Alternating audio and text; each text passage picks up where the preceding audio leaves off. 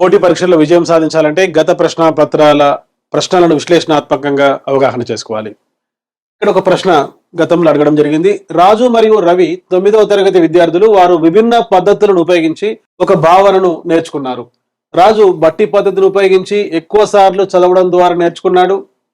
రవి మాత్రం రోజువారీ అనుభవాలను వర్తింప చేయడం ద్వారా నేర్చుకున్నాడు. ఇక్కడ రాజు రవిల అభ్యసనం వరుసగా ఈ సిద్ధాంతాలపై ఆధారపడి ఉంది. ఇటువంటి ప్రశ్నలు టెట్లో, సీటెట్లో, డివైఓ, హెచ్డబ్ల్యూ, ఇతర డిఎస్సి లాంటి కాంపిటేటివ్ ఎగ్జామినేషన్స్ అడగడానికి అవకాశం ఉంది కాబట్టి చాలా జాగ్రత్తగా గమనించండి. ఇక్కడ ఇద్దరు విద్యార్థుల అభ్యసనంను ఉదాహరణ పూర్వకంగా ఇవ్వడం జరిగింది.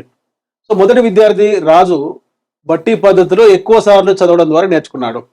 యత్నదోష అభ్యసనం, ట్రయల్ అండ్ ఎర్రర్ మెథడ్లో ఆకలిగా ఉన్నటువంటి ఒక పిల్లి అనేక సార్లు మీట నొక్కడం ద్వారా పజిల్ బాక్స్లో యాంత్రికంగా ఏమాత్రం అవగాహన లేకుండా అనేక సార్లు ఆ మీటను నొక్కుతూ నేర్చుకున్నది. ఇది బట్టి పద్ధతికి ఉదాహరణ కనుక రాజు యొక్క అభ్యసనం ట్రయల్ అండ్ ఎర్రర్ యత్నదోష అభ్యసనానికి సంబంధించింది. అయితే రవి అభ్యసనాన్ని గమనిస్తే రవి రోజువారీ అనుభవాలు కుటుంబ పరిస్థితులు కావచ్చు, ఇరుగు పొరుగు వారికి సంబంధించినవి కావచ్చు, సాంఘిక పరిస్థితులు కావచ్చు, సాంస్కృతిక పరిస్థితులు కావచ్చు, చుట్టూన్న భౌగోళిక పరిస్థితులు కావచ్చు, ఈ రోజువారీ అనుభవాలను తరగతి గదిలో నేర్చుకునే పాఠ్యపుస్తకాల భావనలతో వర్తింపజేయడం ద్వారా నేర్చుకున్నాడు. కనుక నిర్మాణాత్మక అభ్యసనం ఏం చెప్తుందంటే knowledge should not be received by the students, it should be created by the students in the context of socio cultural situations.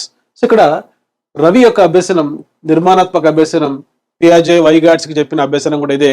ఎప్పుడైనా విద్యార్థులు పాఠశాలలో నేర్చుకునే పాఠ్యాంశాలలోని భావనలను నిజ జీవితంతో అనువర్తింపజేసుకోవాలి, అప్లై చేసుకుంటూ నేర్చుకోవాలి. ఫర్ ఎగ్జాంపుల్ అగ్రికల్చర్ అనే ఒక పాఠం నేర్చుకున్నప్పుడు నిజ జీవితంలో తాను చూసినటువంటి వ్యవసాయ సంబంధ పద్ధతులను తరగతి గదిలోని ఈ యొక్క అగ్రికల్చర్ అనే పాఠానికి అనువర్తింపజేసుకుంటే సులభంగా పాఠాలు అర్థమవుతాయి. కనుక ఇక్కడ ఆన్సర్ ఒకటి, trial and error and constructivism. Dear students, ఎప్పుడైనా సైకాలజీలో, పెడగాజీలో మంచి మార్క్స్ సాధించాలంటే ఈ యొక్క సబ్జెక్ట్ను కాన్సెప్ట్ వైజ్గా నేర్చుకోవాలి. ఇటువంటి కాన్సెప్ట్ వైజ్ కంటెంట్తో కూడుకున్న టీచింగ్ కోసం వెంటనే సబ్స్క్రైబ్ చేసుకుని డాక్టర్ మోజస్ ఎంఎల్ఏ అకాడమీ మా యూట్యూబ్ ఛానల్. ఈ వీడియోని లైక్ చేయండి, మీ ఫ్రెండ్స్కి షేర్ చేయండి, వీలైతే కామెంట్ చేయండి.